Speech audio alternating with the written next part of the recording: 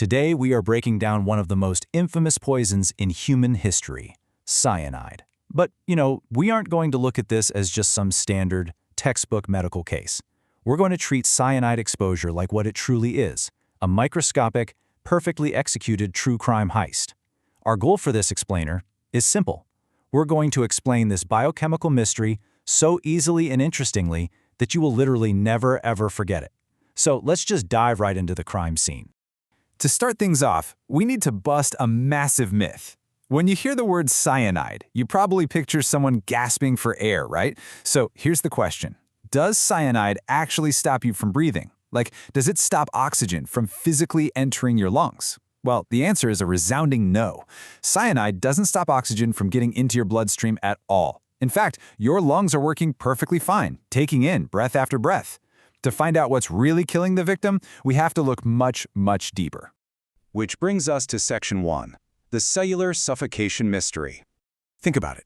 If the lungs are pulling in oxygen just fine, and the heart is pumping that oxygen-rich blood all around the body, why on earth does the victim act like they're suffocating? Well, the issue isn't a lack of oxygen in the blood. It's a problem with the destination. The actual sabotage happens inside the cells themselves. It causes this condition known as histotoxic hypoxia. Histo meaning tissue, toxic meaning poison, and hypoxia meaning low oxygen. It's this tragic biological paradox. The oxygen is absolutely present in the bloodstream, but the cells are completely unable to use it. Imagine starving to death while locked inside a fully stocked grocery store simply because your mouth's been glued shut. The cells are literally swimming in an ocean of oxygen, but they're completely suffocating.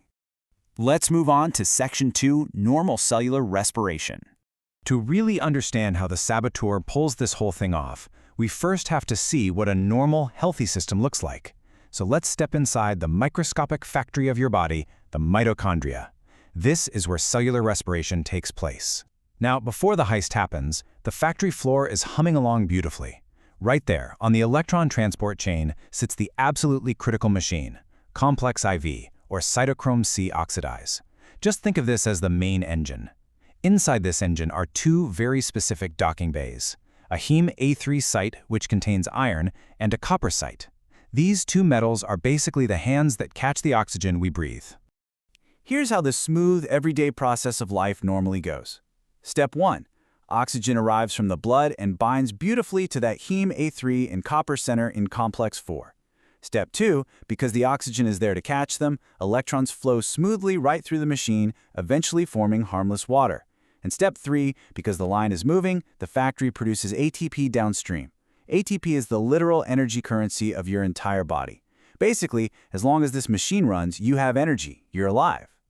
But of course, that peace doesn't last. That brings us to Section 3, the complex 4 sabotage. This is the exact moment our microscopic villain, cyanide, infiltrates the mitochondrial factory floor. It entirely bypasses the lungs, rides the bloodstream, slips right through the cell walls, and goes straight for that main engine room. Instead of our normal flow where oxygen binds to create ATP energy, cyanide acts as a biochemical crowbar. It binds directly to the iron inside complex IV.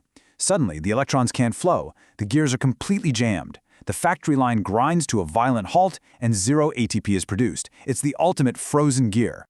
Let's tape off the biochemical crime scene and look closer. Step 1. Cyanide enters the mitochondria.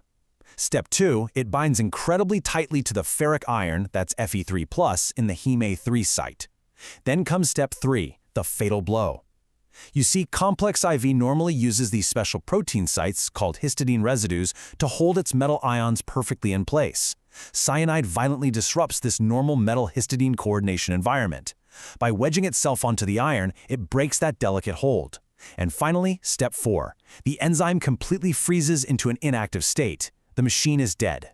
And that triggers Section 4, the biochemical domino effect. Because, you see, the cell doesn't just quietly run out of gas. Jamming that main gear triggers a catastrophic backlog. The consequences spread like wildfire. First, the electron transport chain stops completely, creating a massive backlog of molecules.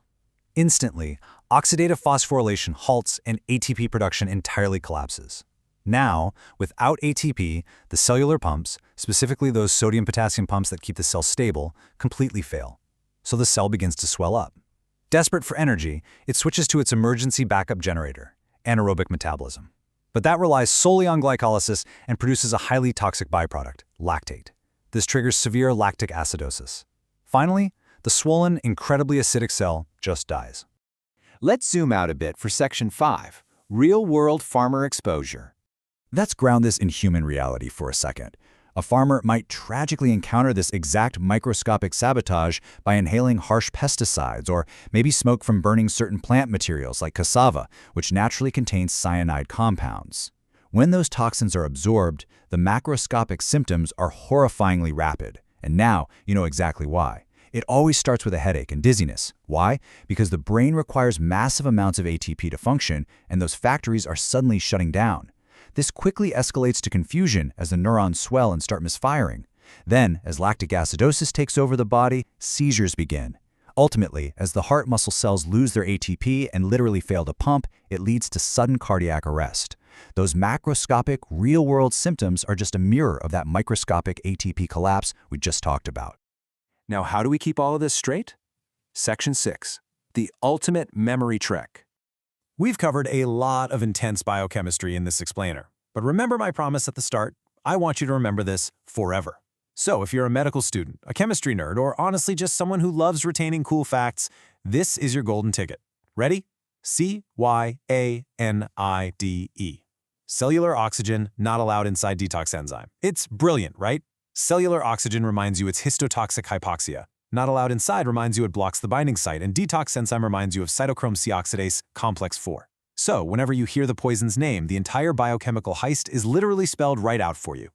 And hey, if you need it even faster, here's your absolute one-line exam-ready summary. CN blocks complex IV, which leads to no ATP, which means the cell dies. That's it. It binds to the iron, freezes the gears, stops the energy, and starves the cell while it's literally drowning in oxygen. It's just the perfect, terrifyingly efficient microscopic crime. But what if the heist could be stopped? What if, as a patient is crashing into cardiac arrest, an emergency room doctor could inject a specific chemical wrench right into their bloodstream? I'm talking about an antidote, like a nitrite or hydroxycobalamin, that could pry the cyanide off the iron and unfreeze the gears before the cell dies. Well, it's absolutely possible, and let me tell you, the biochemistry of the rescue is just as fascinating as the sabotage itself. But we're going to have to save that incredible counter heist for another explainer. Thank you so much for learning with me today, and stay curious.